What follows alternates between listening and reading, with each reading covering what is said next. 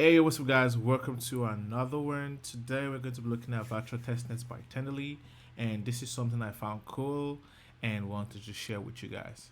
So, Tenderly is a full stack Web3 infrastructure.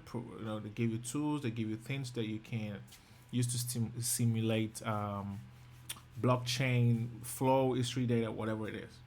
Just a whole bunch of things. You can check in the products. Well, you can get an RPC, you can monitor smart contract, you can do a lot of things with the reactions and shit. But virtual testnet is cool because they allow you to replace public testnet with a dApp first development infrastructure design feature workflow. In essence, what this means is you can fork any EVM compatible. Oh shit!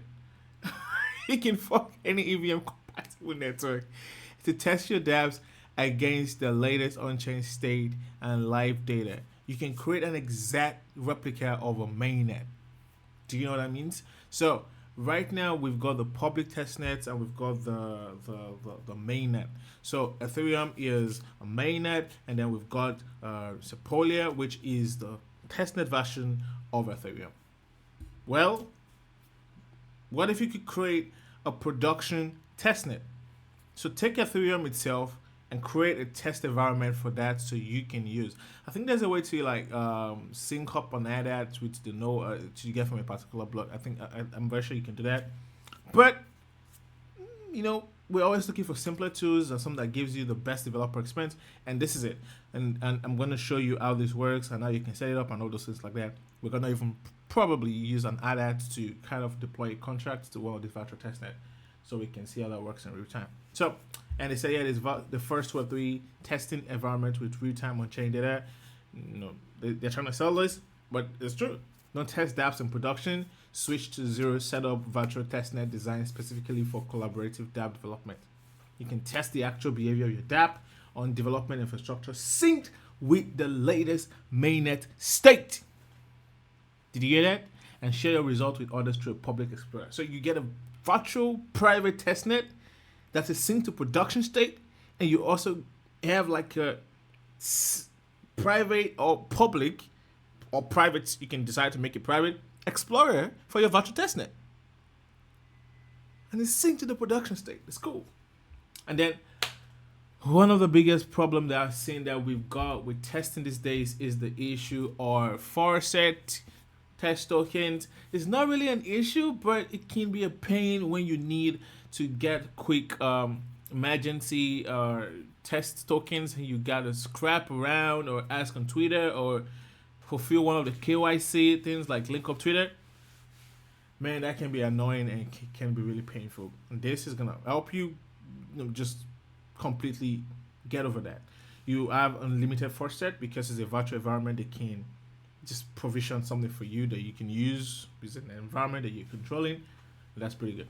So stop checking out test it, fund any account instantly with an easy to use on the first set. And that's right, I'm going to show you. And then you can collaborate over there. So they've got like a little bit of versus comparisons here where they say a public testnet and virtual testnet. Public testnet is what you know as the Sepolia. Then virtual testnet is the actual Tenderly version of creating a separate staging environment that is synced to the production state, like a testnet environment, like a sandbox that you can use. So public testnet do not have production data. It's like a whole other thing. You got to deploy your own things there to make it work to suit you. It's pretty good. I'm not saying it's totally bad. I'm just saying, what if you could have synced production state? And that's the beauty of having this virtual testnet thing synced up. And then public testnet have chain specific testnet. Virtual testnet is just natively more off the chain. It just works. I'm not gonna go through all that. You can check it. I'm gonna leave this link in the description. But enough about all the jibby jabber. Let's get right into making this work. Virtual testnet. Let's create a virtual testnet on Mode, because it's be cool to show that for a Mode. So the first thing is to create an account or sign up. I do have an account, so I'm just gonna go over there to log in, and I believe I should be able to log in. Alright guys, so I am logged in into an account, and this is a fresh account. I just created it. If you're seeing this is how we can explore.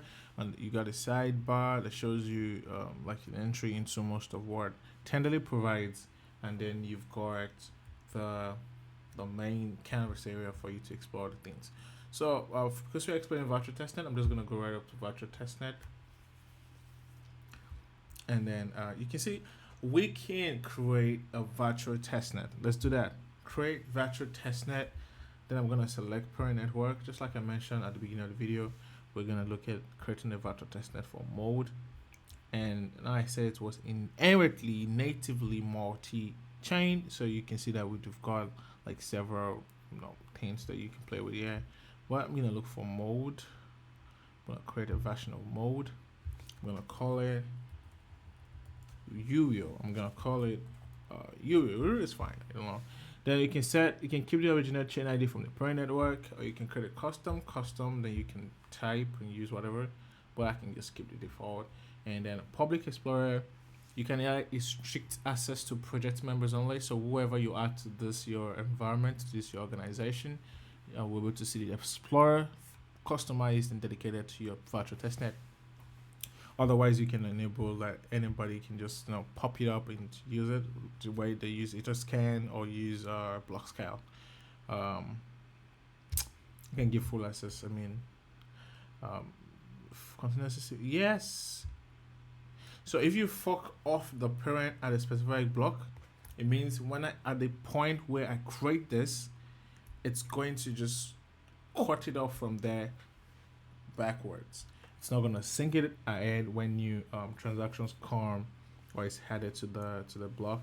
But I want to continuously sync this virtual testnet with the actual mode mainnet. So I'm just gonna go to continuously sync, and I'm gonna just create that.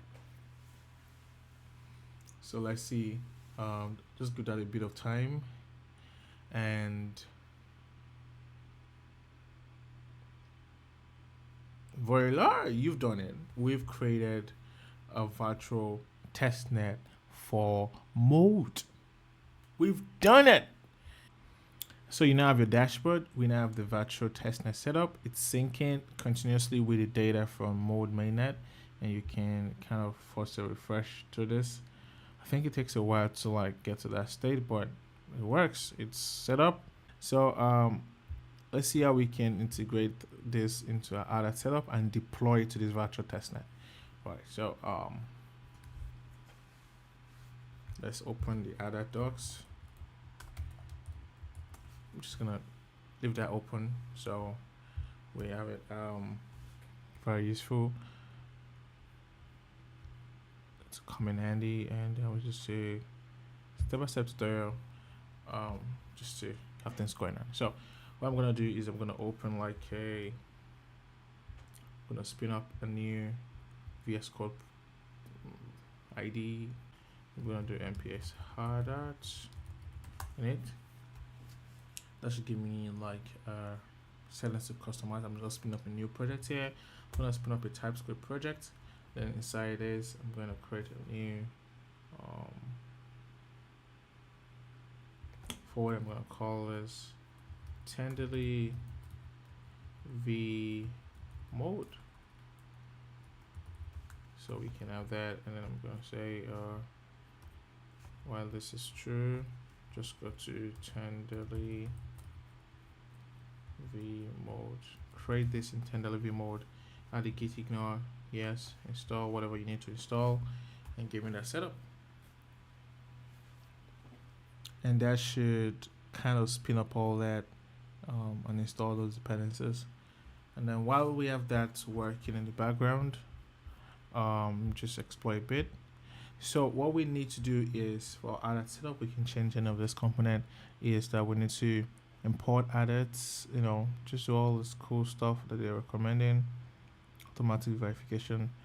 But we can just look at the docs as well while that is going on. And one thing I like to do is to add a right split, and then just put the Tenderly whatever by the side. So thanks for welcome. So we have the docs here, and then I can just go into virtual testnets. That should be very visible. Oh, you can even do that via REST APIs. Cool. But I'm looking for the virtual testnet section. Let's go to that. And they even provide more, like, for examples here. Virtual testnet are simulated blockchain networks that is designed to replicate real networks for various stages of dApp development. And that's right, you can use them as risk-free development and stating infrastructure that tracks real network state without the need to use real cryptocurrency or assets. We've gotten past that stage. Let's see what the current state are. Okay, we've got that set up. I can see the into Tenderly V mode, and then I can open that in a separate place. I want to just do that so things are more scoped, and that's what we can see here. We've got a clean setup, and go to contract. I can see lock.sol, and new added projects are defaulting to the ignition way of deploying now. You can see there's a lock.ts, and it's just provides a little bit like a more abstraction, so it's easier to deploy to multi-chain and things like that. This is just one of the cool factors of using the ignition. So instead of this, I'm just going to create a new contract. I'm not going to deploy that. I want to deploy something simpler, and I'm going to just copy a very simple contract I have right here. I'm going to paste it here, save that, and then instead that should work. So let's follow the setup they have here. So to integrate the RPC, we need to do some configuration. I'm going to go to the add config, and I'm going to okay, we've got the first step. The next thing is to add import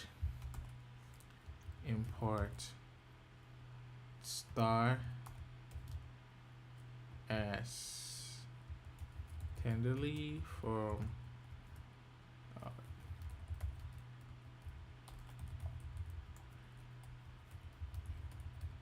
now. So this is the issue. I found all these docs is that they assume that you've already installed tenderly added. That's why I needed us to open this up. So most likely you haven't installed tenderly added config. So the tenderly package, you need to probably get that set up yourself. So the idea is to just go you can just copy and install. Let me find that out for you. You can install that, or you can just copy this. So this is what I was looking for. So I can show you how exactly I'm going to do that using the docs. So I have the tenderly adder plugin. I can install that. Just pop that open, put it here. Install the tenderly /add tenderly, so we can use that in our setup in our code. And the doc is pretty much straightforward to some extent. I found it lacking in some things, which I'm going to point out soon.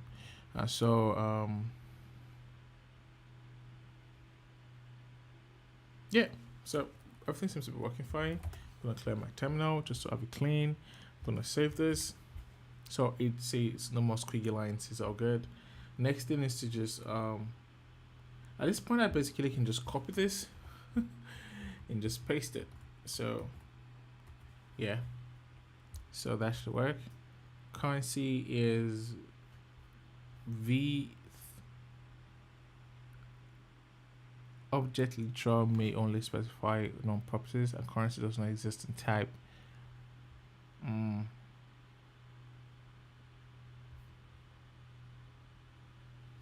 This is one of the reasons why using like TypeScript.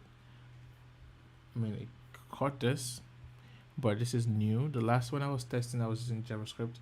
I did not see a bug, an error in this. So what I'm gonna do is I'm gonna just ignore this. Yeah, so I'm just gonna ignore this and just save it and everything good, because I should not be having any issues there. So this is it. I have the bare bones right here. I can fund an account. So what funding an account means is You want to deploy, right? Yeah, you want to do some transactions. You might need to just, fund an account. So I'm just gonna copy this.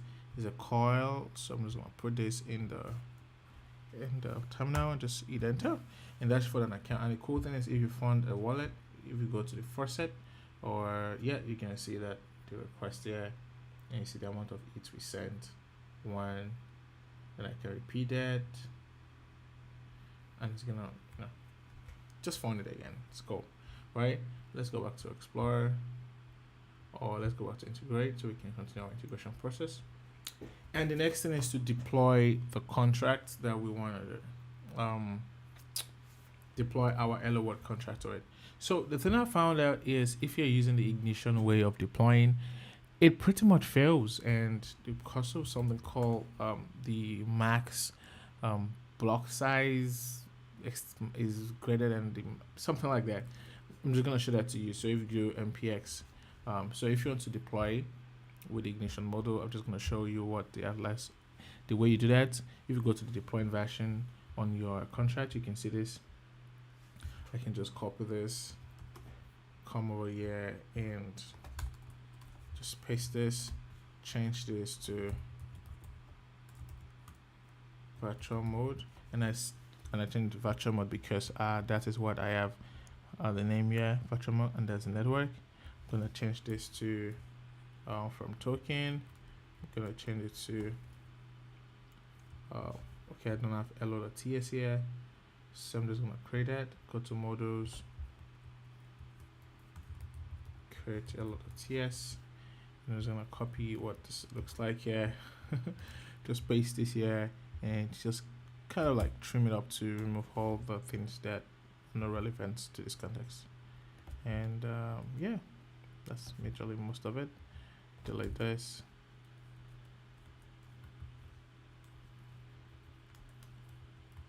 And my Hello World contract does not have just need me to pass an argument, so I'm just gonna leave that. Put the hello here. Build hello module. Yeah, just leave that. Just gonna put lock module, and then I'm just gonna so this should be it.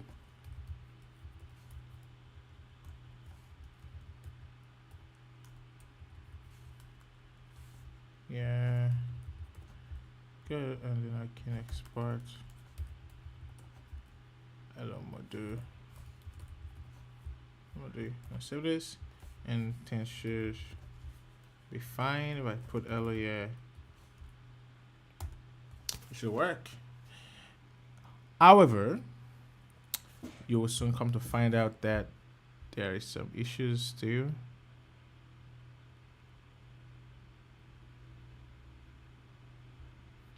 Oh, okay, wait.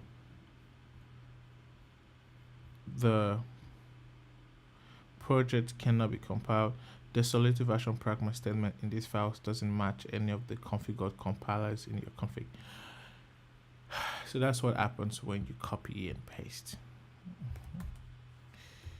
Before I save this, try that again, and we should have a much more.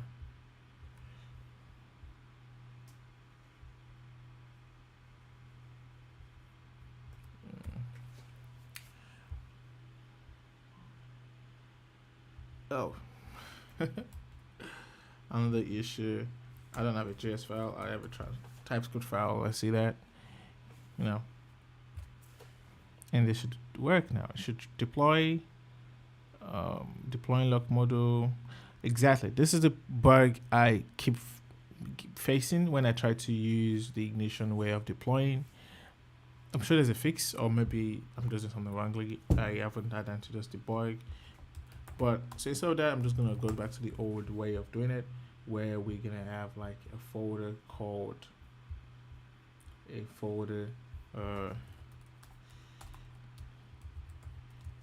scripts, and inside scripts we're gonna have a folder called deploy.cs. So I'm just gonna do it that way, and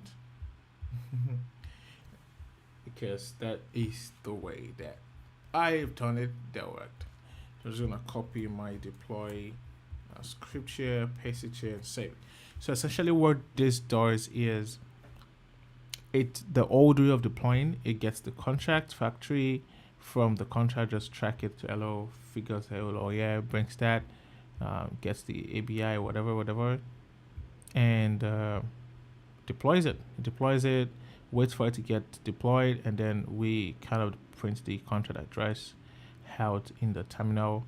I'm just gonna do that, and that means that if this is gonna be the way I'm doing it, that means I can now use the way it's recommended to deploy and verify contractors. So I'm just gonna copy this because you can see that they're using the old way of doing it. So npx added run script / deploy ts, which is what we just set up. That is what is recommended from Tenderly. The ignition way of doing it doesn't work right now out of the box. There might be some tweaking with the config somewhere to get it work. So I'm just going to deploy this, and that is going to deploy to our voucher testnet if everything is good. Okay, so there's an issue.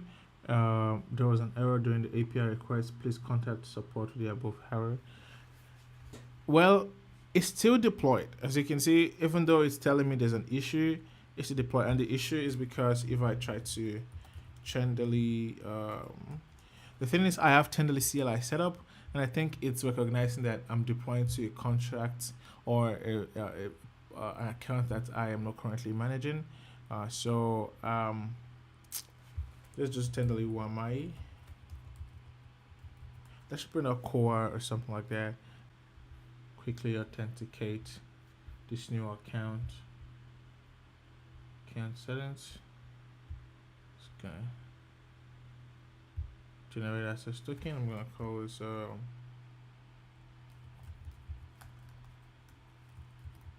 okay. Quick. Gonna generate this. Gonna copy this. I'll delete this account once I'm done. So you guys can have all the fun you want.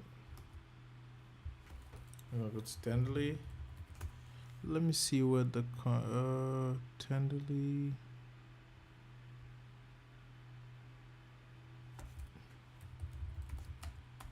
Tenderly login. Let me do a log out. And then that should be SS key. I'm gonna now paste the SS key there, and that should work. So Tenderly, I should do that. So now I can successfully just deploy that contract, and that should not give me any of those finicky issues anymore. Hopefully. I was right, and that is the reason. So now if I go back to our, yeah, you can see that we now have like, just go back to the project.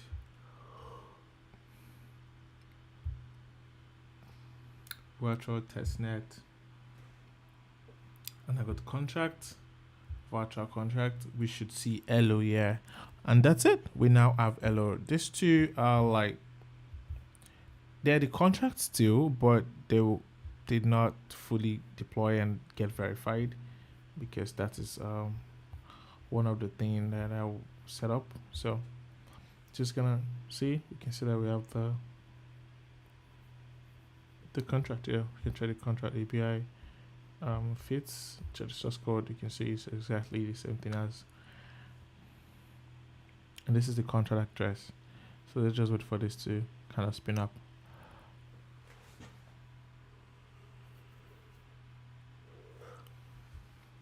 This looks familiar, right? That's the code. Anyway, so let's see if we can call the get function. So the get function on this contract is supposed to return the value of great, right? And if everything works, we should be able to query the contract on this virtual chain, make use of it. So let's just do that. To do that, we can. I don't think I need to integrate anymore. Integrate everything I need to do. I'm just gonna go to contracts now. Optimize scripts instead. I'm just gonna create hello.ts, and then I'm gonna just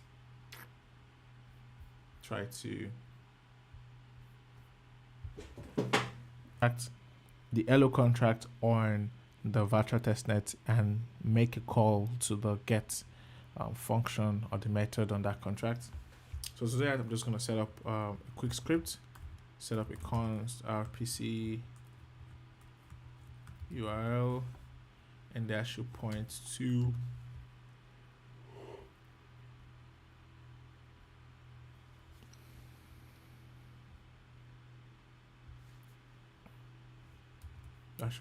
here, or I can just copy it again. So rpc URL, I can just copy it from here anyways. Same thing, it works. I'm just gonna copy this from here. I'm gonna paste this, and I'm gonna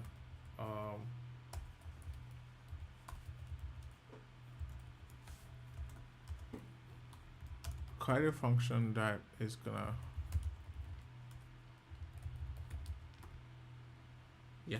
this, and then I can do const hello wait eaters dot get contract at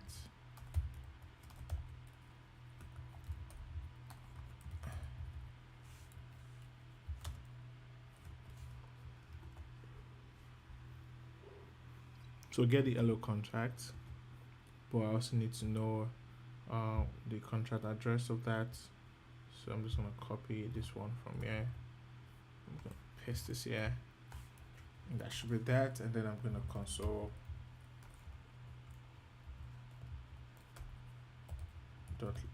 console.log the response from that. Making query to the get thing on that, and then next thing is to just undo the errors.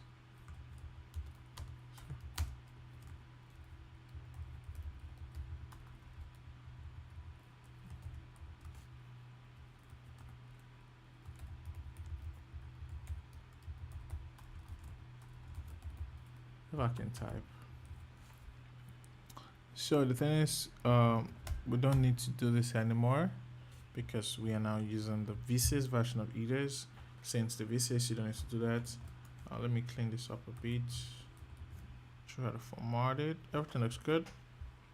But there's an issue right now, and I will not say anything until you see it yourself. So I'm gonna run this again, but I'm gonna run it from the hello. But yes. All right, so that's it. You see that we now have why did he we verified the contract, and that's done because of the snippet we have here which says automatic verification. So if I turn that to false and then I run that again, that should not print out that very annoying thing, right?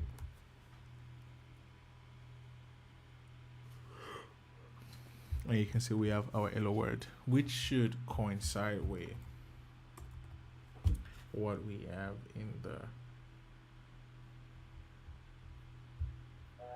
source code.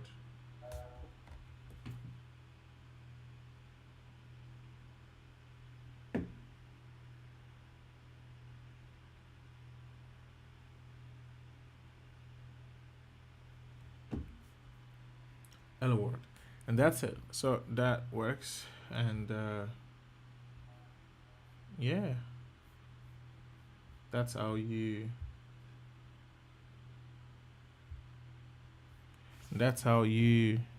do that.